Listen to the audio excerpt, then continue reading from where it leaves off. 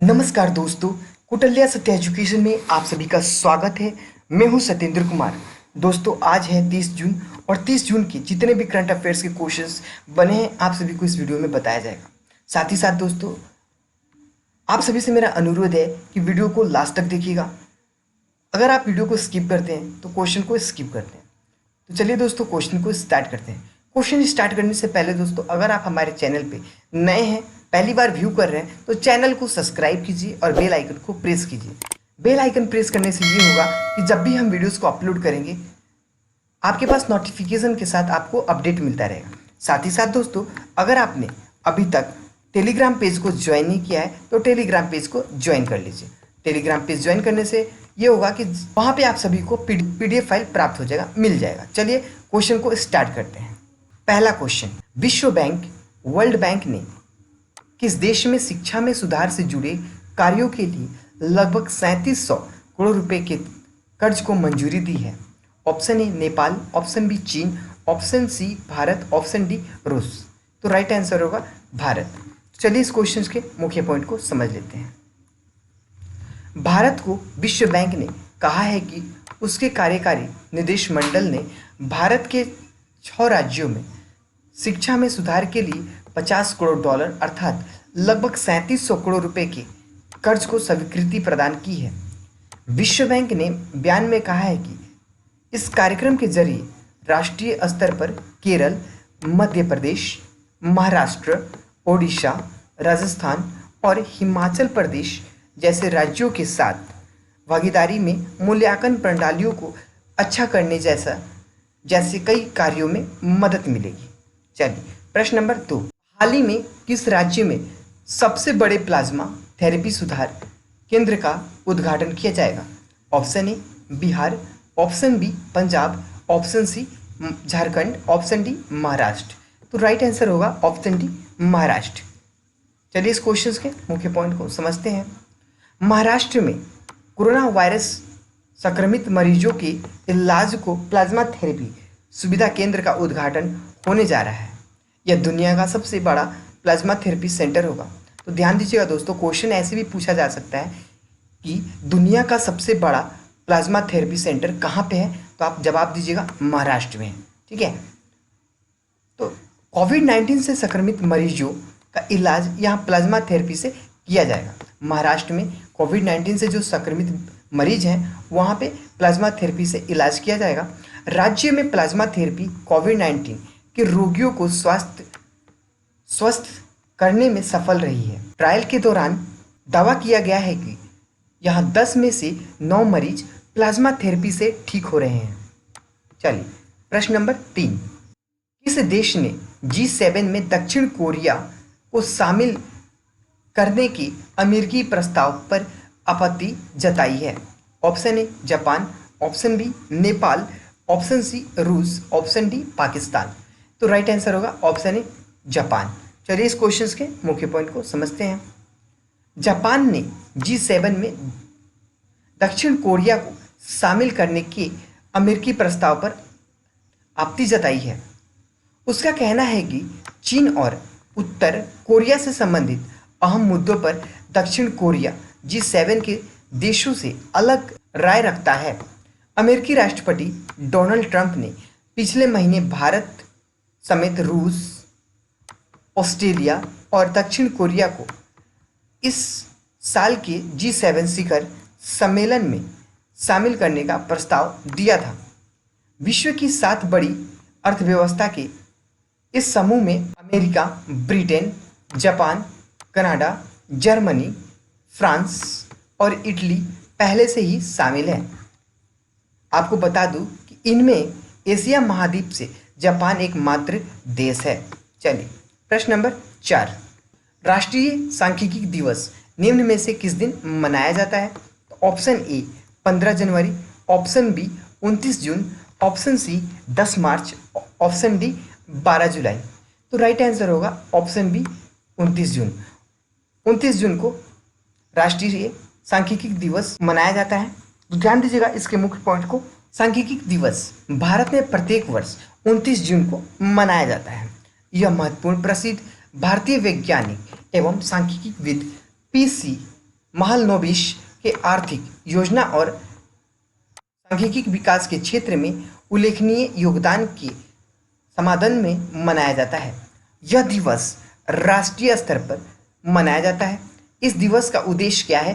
तो सामाजिक आर्थिक नियोजन और नीति निर्माण में पीसी महालनोबिस के योगदान के प्रति युवाओं के बीच जागरूकता पैदा करना और उन्हें प्रेरित करना है। चलिए प्रश्न नंबर 5। हाल ही में वित्तीय कार्रवाई कार्य बल फाइनेंशियल एक्शन टास्क फोर्स की पूर्ण बैठक किस देश की अध्यक्षता में आयोजित की गई है? ऑप्शन ए चीन, option B Nepal, option D Japan, option D Pakistan. तो राइट आंसर होगा ऑप्शन ए चीन। चलिए, चीन हाल ही में वित्तीय कार्रवाई कार्यबल फाइनेंशियल एक्शन टास्क फोर्स की पूर्ण बैठक चीन की अध्यक्षता में आयोजित की। इस अधिवेशन में राष्ट्रीय जांच एजेंसी और प्रवर्तन निदेशालय के अधिकारियों ने आतंकी वित्त पोषण के रोकथाम हेतु एक वित्तीय विवरण प्रस्तुत किया है। वित्तीय कार्रवाई का कार्य बल की स्थापना 1989 में एक अंतर सरकारी निकाय के रूप में हुई थी। ध्यान दीजिएगा दोस्तों, वित्तीय कार्रवाई कार्यबल का उद्देश्य क्या है? तो मनी लॉन्ड्रिंग, आतंकवादी वित्त पोषण जैसे खतरों से निपटना और अंतर्राष्ट्रीय वित्तीय प्रणाली की अखंडता के लिए अन्य कानूनी विनियामक और परिचालन उपयोग के प्रभावी कार्यान्वयन को बढ़ावा देना है। चलिए प्रश्न नंबर 6। किस राज्य सरकार ने कुपोषण और मातृ मृत्यु दर से मुकाबला करने हेतु मुख्यमंत्री मातृ पुष्टि उपहार योजना की शुरुआत की है? तो option A Bihar, option B Kerala, option C Punjab, option D Tripura. तो राइट आंसर होगा ऑप्शन डी त्रिपुरा। चलिए इस क्वेश्चन के मुख्य पॉइंट को समझते हैं। इस योजना की घोषणा करते हुए राज्य के समाज कल्याण एवं सामाजिक शिक्षा मंत्री संतना चकमा ने कहा है कि योजना के तहत सरकार द्वारा प्रदान की जा रही किट से कम 40,000 महिलाओं को लाभ होगा। उल्लेखनीय है कि प्रत्येक किट का मूल्य लगभग 500 रुपये प्रति किट होगा। ध्यान दीजिएगा, प्रत्येक किट का मूल्य कितना है? 500 रुपये प्रति किट होगा। अनुमान के अनुसार राज्य सरकार की इस पहल में प्रत्येक वर्ष तकरीबन 8 करोड़ रुपए की आवश्यकता है। चलिए प्रश्न नंबर 7। केंद्र सरकार ने कोरोना महामारी के कारण किस वियतनाम कंपनी के लिए बोली लगाने की समय सीमा को फिर से 2 महीने के लिए बढ़ाकर 31 अगस्त तक कर दिया है? चलिए option A Air India, option B IndiGo, option C SpiceJet, option D Jet Airways होगी। और राइट आंसर होगा ऑप्शन ए एयर इंडिया। चलिए इस क्वेश्चन के मुख्य पॉइंट को समझते हैं। यह तीसरी बार है जब समय सीमा बढ़ाई गई है। सरकारी वियतनाम कंपनी एयर इंडिया के विनिवेश की प्रक्रिया 27 जनवरी को शुरू की गई। कोरोना वायरस महामारी के कारण उत्पन्न परिस्थितियों को देखते हुए संभावित बोलीदाताओं से प्राप्त अनुरोधों के आधार पर यह समय सीमा बढ़ाई गई है। जनवरी में जब पहली बार एयर इंडिया की बिक्री को लेकर रुचि पत्र जारी किया गया था, तब बोली लगाने की समय सीमा मार्च तक की रखी गई थी। इस वादे में 30 अप्रैल तक और फिर 30 जून तक बढ़ा दिया गया था। अब इसे 31 अगस्त तक बढ़ा दिया गया है। चलिए प्रश्न नंबर 8 देखेंगे। हाल ही में किस राज्य के मुख्यमंत्री चंद्रशेखर राव ने हरिताहरम कार्यक्रम के 6ठे चरण का शुभारंभ किया? Option A Kerala, option B Tamil Nadu, option C Telangana, option D Karnataka. तो राइट आंसर होगा ऑप्शन सी तेलंगाना। चलिए इस क्वेश्चन के मुख्य पॉइंट को समझते हैं। राज्य सरकार के अनुसार हरिताहरम कार्यक्रम के 6ठे चरण के दौरान लगभग 30 करोड़ पौधे लगाए जाएंगे। राज्य में यह वृक्षारोपण कार्यक्रम बड़े पैमाने पर रोजगार पैदा करने में भी मदद करेगा। तेलंगाना का हरिताहरम कार्यक्रम राज्य सरकार द्वारा कार्यान्वित व्यापक वृक्षारोपण कार्यक्रम के है, जिसके तहत राज्य में वृक्षों के क्षेत्र को 24% से बढ़ाकर 33% करने का लक्ष्य निर्धारित किया गया है। ध्यान दीजिएगा दोस्तों, तेलंगाना का गठन कब हुआ है? तो तेलंगाना का गठन एक भौगोलिक और राजनीतिक इकाई के रूप में 2 जून 2014 को भारत के 29वें राज्य के रूप में किया गया था। चलिए प्रश्न नंबर 9, केंद्र सरकार ने कोविड-19 के गंभीर लक्षणों वाले मरीजों के इलाज के लिए किस ड्रग के इस्तेमाल की इजाज़त दे दी है? Option A Coronil, option B dexamethasone, option C nebivolol, option D valsartan. तो राइट आंसर होगा ऑप्शन बी। राइट आंसर होगा ऑप्शन बी डेक्सामेथासोन। चलिए इस क्वेश्चन के मुख्य पॉइंट को समझते हैं। केंद्र सरकार ने गंभीर लक्षणों वाले मरीज के इलाज के लिए एक सस्ती स्टेरॉयड ड्रग डेक्सामेथासोन के इस्तेमाल की इजाज़त दे दी है। यह मेथिलप्रेडनिसोलोन के विकल्प के तौर पर इस्तेमाल होगी। इसका उपयोग मध्यम और गंभीर स्थिति वाले कोरोना वायरस मरीजों के इलाज में हो सकेगा।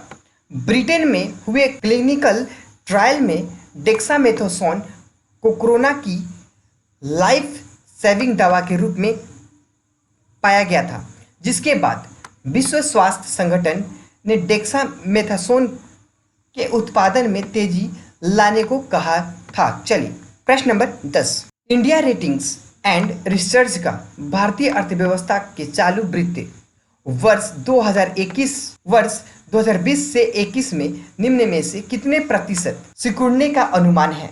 Option A 4.3%, option B 5.3%, option C 6.3%, option D 5.9%। तो ध्यान दीजिएगा दोस्तों, राइट आंसर होगा 5.3%। तो चलिए इस क्वेश्चंस के मुख्य पॉइंट को समझ लेते हैं। इंडिया रेटिंग्स एंड रिसर्च का भारतीय अर्थव्यवस्था के चालू वित्त वर्ष 2020 से 21 में 5.3% सिकुड़ने का अनुमान है। देश के इतिहास में यह सकल घरेलू उत्पाद जीडीपी की सबसे निचली वृद्धि दर होगी। रेटिंग एजेंसी की रिपोर्ट में कहा गया है कि कोविड-19 महामारी की वजह से उत्पादन की रफ्तार और स्तर पर बहुत अधिक प्रभाव पड़ रहा है। रिपोर्ट में कहा गया है कि पूरे वित्त वर्ष के दौरान अर्थव्यवस्था में गिरावट आएगी ही। प्रत्येक तिमाही के दौरान अर्थव्यवस्था नीचे आएगी। हालांकि एजेंसी का मानना है कि अगले वित्त वर्ष यानी 2021 से 22 में अर्थव्यवस्था पटरी पर लौटेगी और 5 से 6% की वृद्धि दर्ज करेगी। तो चलिए दोस्तों, ये तो था 30 जून का करंट अफेयर्स के क्वेश्चंस। तो आपको क्वेश्चंस के वीडियोस कैसा लगा, आप हमें कमेंट बॉक्स में कमेंट करके ज़रूर बताइए। और आपको यदि क्वेश्चंस पसंद आए तो प्लीज़ वीडियो को लाइक कीजिएगा और साथ ही साथ अपने दोस्तों के पास भी शेयर कीजिएगा। और तो और दोस्तों, अगर आपने अभी तक टेलीग्राम पेज को ज्वाइन नहीं किया है तो टेलीग्राम पेज को भी ज्वाइन कर लीजिए। टेलीग्राम पेज ज्वाइन करने से ये होगा कि रोजाना पीडीएफ फाइल आप सभी को टेलीग्राम पेज पे मिल जाएगा। साथ ही साथ दोस्तों, अभी तक आपने हमारे चैनल को सब्सक्राइब नहीं किया है तो चैनल को सब्सक्राइब कर लीजिए। तो चलिए दोस्तों, अगले दिन मिलते हैं आप लोगों से नए क्वेश्चन के साथ। यहाँ तक के लिए मेरा नमस्कार।